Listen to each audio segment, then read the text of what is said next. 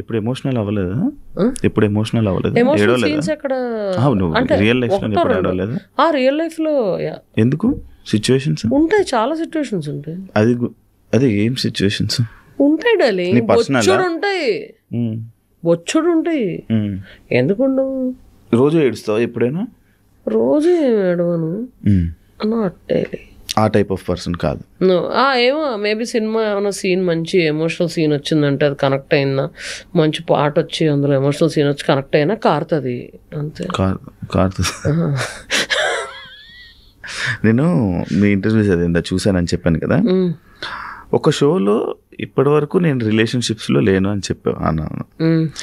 ఇంకొక షోలో like past ఒక స్టోరీ ఉంది అని చెప్పావు. అంటే ఏది నిజం? పాస్ట్ ఒక స్టోరీ అంటే నాకు ఫస్ట్ ఒక షోలోనే నాకు అసలు పాస్టే లేదు, నాకు అసలు లవ్వే లేదు, నేను అసలు ఎవరు లవ్ చేయలేదు అని అంటే నేను అదే అంటున్నా. ఎందుకంటే ఓపెన్ అవుతావా, ఎంత పెట్టుకుంటావా, లేకపోతే ఇలా మాట్లాడాలని అనుకొని మాట్లాడతావా అంటే ఒక టైంలో గుర్తు రావాలి. నిజంగా ఫ్రాంక్గా చెప్తున్నా, ఇప్పుడు నువ్వు అంటుంటే గుర్తొచ్చింది. ఉంటాయి, దెల్ బి ఫ్లింగ్సా అంటే రిలేషన్షిప్స్ ఉంటాయి, లేకుండా ఎవడు ఉండడు. ఒకనొక టైంలో ఉంటాయి. అంటే ఏ ఉంటాయి మామూలుగా యూ గెట్ కనెక్టెడ్. అవి కొన్ని వర్కౌట్ అవుతాయి, కొన్ని వర్కౌట్ అవ్వవు. కొన్ని స్టార్టింగ్ స్టేజ్లోనే ఫట్టుమంటాయి. ఎందుకు వర్కౌట్ అవ్వవు? అంటే నీకు నచ్చితే అవతల నచ్చాలని లేదు కదా రూలు. అంటే కలిసిన తర్వాత కూడా మంచిగా ఉన్న తర్వాత కూడా విడిపోతారు కదా. అది డిస్టర్బెన్సెస్ వల్ల డెఫినెట్గా విడిపోతారు. ఏ రిలేషన్షిప్ అన్నా ఒకరికి లవ్ ఎక్కువ ఉంటుంది డార్లింగ్. ఏ రిలేషన్షిప్ అని తీసుకో, మదర్ అండ్ ఫాదర్ తీసుకో, బామ్మ తాత అన్న తీసుకో, ఒకళ్ళకి లవ్ ఎక్కువ ఉంటుంది. ఓకే, అండ్ ఒకళ్ళు తగ్గుతారు, లవ్ ఎక్కువ వాళ్ళు తగ్గుతారు. అట్లాంటిది లేకపోతే ఏ రిలేషన్షిప్ అనేది ఇది ఉండదు, అడ్జస్టబిలిటీ లేకుండా ఉండదు. సో అలాంటివి జరగనప్పుడు బ్రేకప్స్ అవుతాయి. ఓకే, నాకు తెలియక. నీకనే తెలియదా? చిలిపి నాటి నీ కౌంట్ ఎంత? రిలేషన్షిప్ కౌంట్ ఈ మాట వినగానే ఇప్పుడు మైక్ అలా తోసి జోబులో చేతులు పెట్టుకుని నడుచుకెళ్ళిపోవాలి నేను అని చెప్పి చిక్కుపడకు. లేదా ఒకటే రిలేషన్షిప్ నాకు. నీకెన్ని చెప్పు? ఒకటేనా? నీకెన్ని చెప్పు? నమ్మేసా, మాకు నమ్మకం లేదు దొరా. నువ్వు చెప్పు. నాకు నిజంగా నమ్మకం లేదు దొరా. నీకెన్ని రిలేషన్షిప్స్ ఉంటాయి? నాకా 2-3 ఉండి రిలేషన్షిప్స్. ఫ్లింగ్స్ నీకెన్ని చెప్పు. ఫస్ట్ అలాగే నడుస్తుంది కదా, నేను ఫస్ట్ అడుగుతున్నా, నువ్వు చెప్తున్నావు, నన్ను అడుగుతున్నావు. ఇప్పుడు ఫ్లింగ్స్ అని వెంటనే మళ్ళీ బొగ్గ ఎర్రగైపోయాడు, మళ్ళీ అయింది రెండుగా అవుతుంది, మళ్ళీ ఎర్రగైపోయాడు. చెప్పు. దానికి క్లోజ్అప్ జూమ్. అంత ప్యూర్ గా నవ్వుతున్నాను కాబట్టి మళ్ళీ ఎర్రగైపోయాడు. చెప్పు ఎన్ని ఫ్లింగ్స్? ఏ లేవు నాకు అసలు. సాయిరామ్ సాయిరామ్. ఎందుకు ఆ చూపు ఏంటి, ఆ ఎక్స్ప్రెషన్ ఏంటి? అంటే కిరణ్ బేడే వేషంలో ఉన్నాను కదా, సో ఖైదీని చూసినట్టు చూడాలంట. అందుకని నువ్వు పోలీస్ యూనిఫామ్ లో ఉన్నాను, పోలీస్ యాటిట్యూడ్ చూపిస్తున్నావా? అదిరా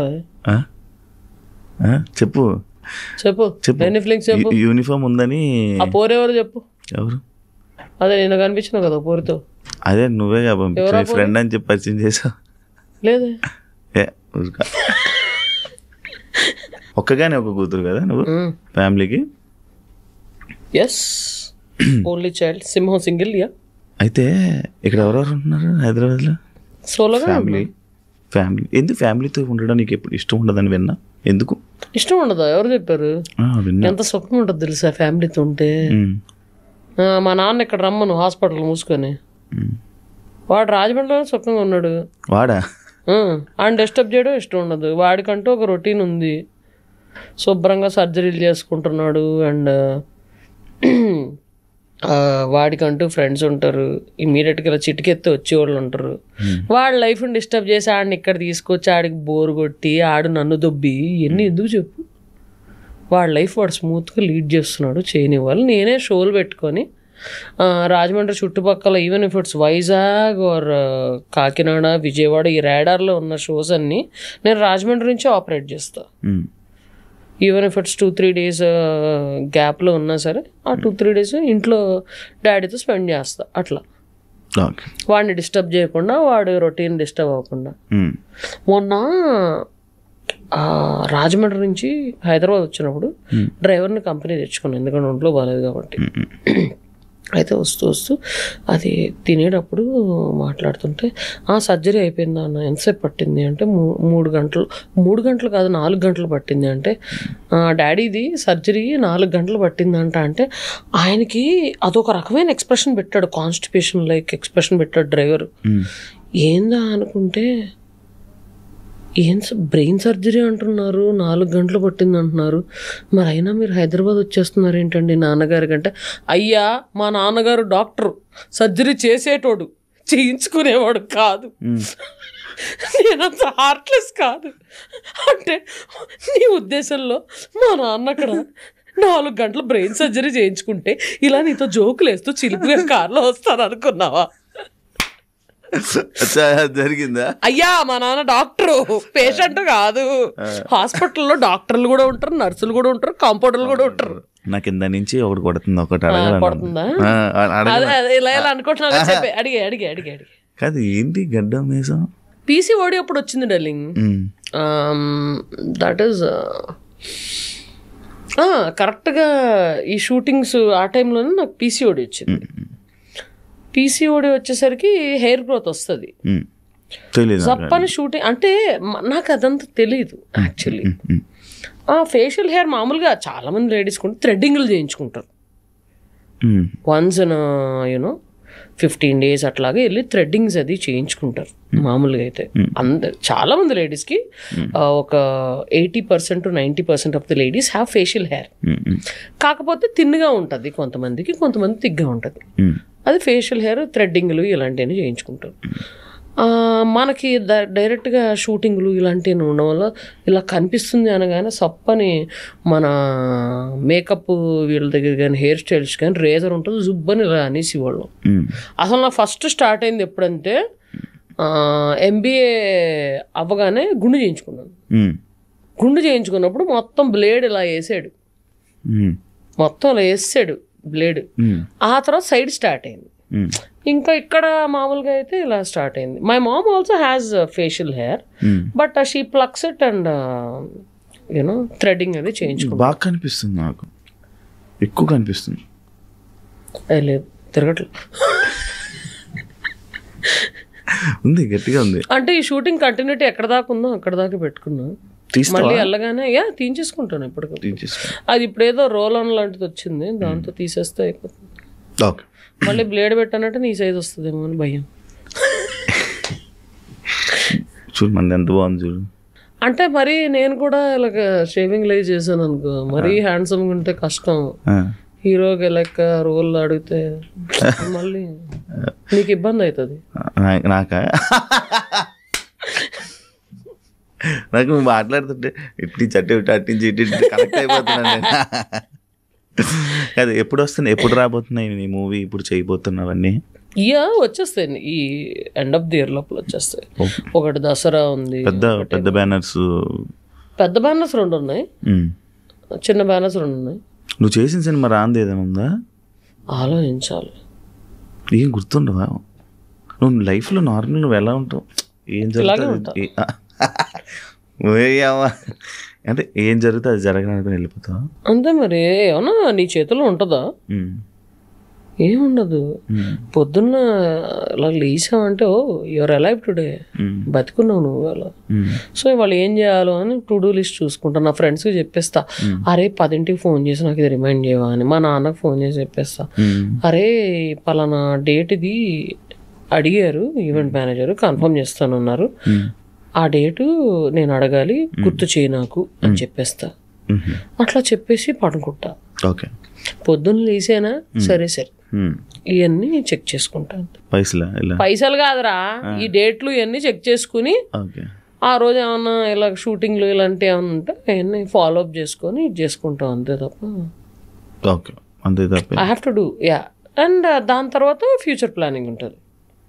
okay whom we I mean next ఏదన్నా ఇది ఉందా, I have to go and sit in meeting, లేకపోతే నరేషన్ ఏమైనా వినాలా అట్లాంటి.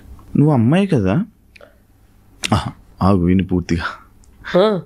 మాలేసుకుంటున్నావు తప్పు కాదా? తప్పెందుకు అవుతుంది అంటే పార్వతీదేవి శివదీక్ష చేయలేదా? 45 ఫస్ట్ స్టార్ట్ చేసిందే పార్వతీదేవి శివదీక్ష చేసింది. అంటే ఇలాగా టాబ్లెట్స్, ప్రాబ్లమ్స్, ఇంజెక్షన్స్ ఇష్యూ అవదా? అంటే యూట్రస్తో నాకు పెద్ద పని లేదు. పెళ్లి చేసుకుని పిల్లలు కానీ వాళ్ళకి పని ఉంటుంది యూట్రస్తో, నాకెందుకు? పెద్ద స్టేట్మెంటే.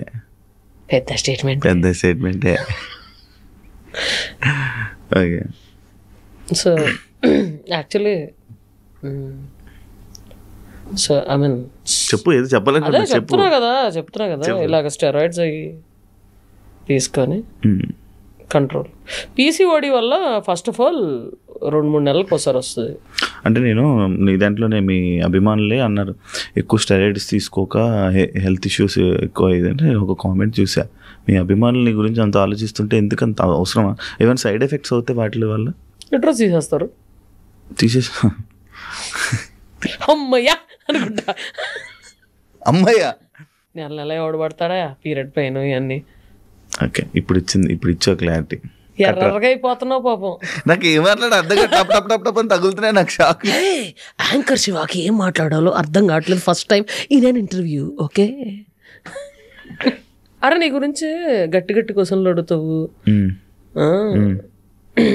ఇంటర్వ్యూల్లో, రోస్టులు చేస్తావు, ఇదేదని విన్నాను. ఇంత బుద్ధిమంతుల్లాగా అలా బ్రష్ అవుతావు, బొగ్గలు ఎర్రగా అవుతావు. నీకు ఇంతకన్నా సోఫాలో కూర్చున్నప్పుడు ఏం చెప్పా? Why this change? నేను ఇప్పుడు ఇంటర్వ్యూ చేస్తున్నాను చెప్పు. అంటే నువ్వు ఇలా, వేరే వాళ్ళు అలా, అంటే ఒకరు ఏ గెస్ట్తో ఎలా చేయాలో అలా చేసుకొని పోతా. అంటే వాళ్ళు చూస్తే రోస్ట్ చేయాలనిపిస్తుందా నీకు? సరదాగా నన్ను చూస్తే రోస్ట్ చేయాలి? లేదు, నువ్వే తిరిగి నాకు ఏదో చేసాను. ఇది యాడ్లో వేసుకోండమ్మా. పాపం శివ రోస్టర్ ఇది అది అంటారు కదా వాళ్ళని. పాపం శివ అమాయకుడు అన్నట్టు బాగా ఇదవుతుంది. ఈ మధ్య మారిపోయింది. ఎవరన్నా తిట్టారా, ఎవరన్నా కొట్టారా? లేదు, నన్ను ఎవరు కొడతారు, నన్ను ఎవరు తిడతారు. మందే నాకు అనిపించింది. దెబ్బతిన్నావా? ఆల్రెడీ దెబ్బలేదు. మిమిక్రీ చేస్తూ ఉంటా కదా, మిమిక్రీ నేర్చుకున్నావు ఆటోమేటిక్గా అలా ఫ్లోలో కొట్టుకొచ్చింది. గీత మాదిరి బాగా చేస్తావు కదా నువ్వు. అదే వెళ్తుంది కదా ఇంకా. నిన్నే ఎవరో పంపారు నడుస్తుంది. గీత మాదిరి ఫోన్ చేసిందా? గీత మాదిరి కూడా పాపం వాయిస్ నోట్ పెట్టింది. ఏమని? నేనే చెప్తున్నా, ఎగ్జాక్ట్ గా ఉందక్క, చాలా బాగా చేశారు అని చెప్పింది పాపం. అది తనకి ఎప్పటి నుంచో తెలుసు.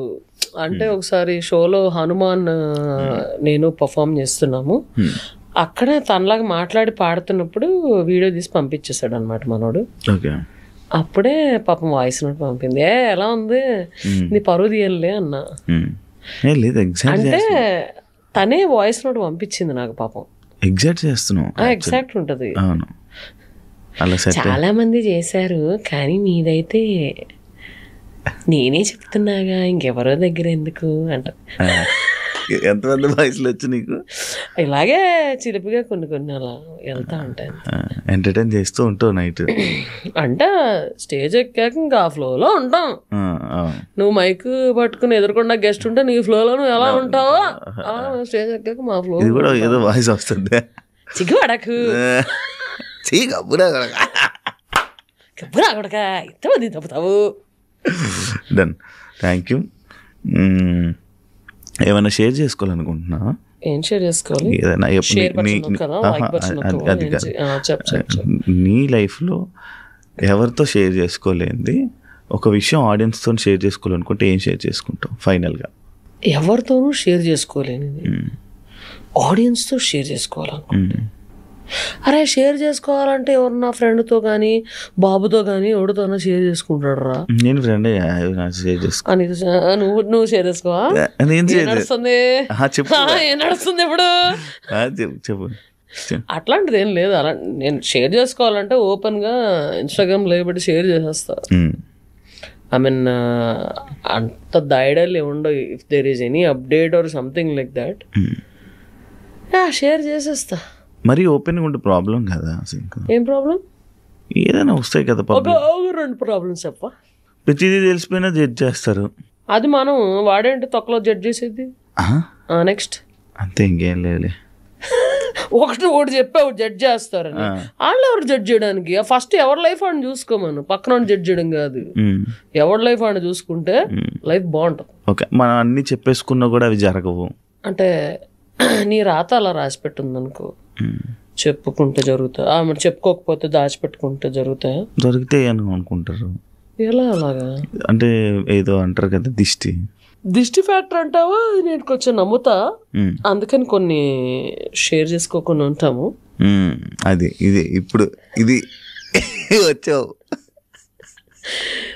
దిష్టి ఫ్యాక్టర్ అంటే నమ్మాల్సి వస్తుంది కొంచెం ఈ మధ్య. అంటే బురీ నజర్ అంటే చెడ్డ కళ్ళు, కుళ్ళు కళ్ళు, బ్యాడ్ ఐస్. అంటే ఇప్పుడు ఒక ఫ్రెండ్తో నేను ఫోటో పెట్టాను అనుకో, బా వీళ్ళిద్దరూ చక్కగా చిల్ అవుతున్నారు.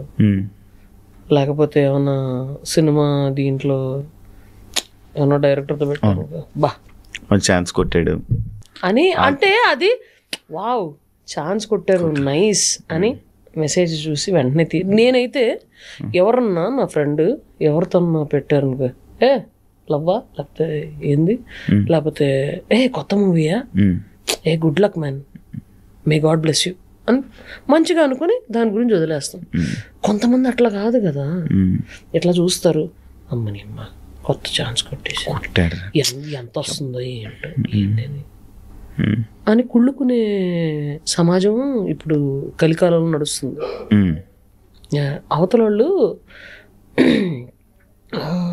ఏమన్నా సఫర్ అవుతున్నారంటే దోలు తీరింది అదొకే అనుకుని, లేకపోతే వెంటనే అంటే సఫర్ అవుతున్నారంటే వాళ్ళు అడగకుండానే మనం డలింగ్ నువ్వు బాగానే ఉన్నావా.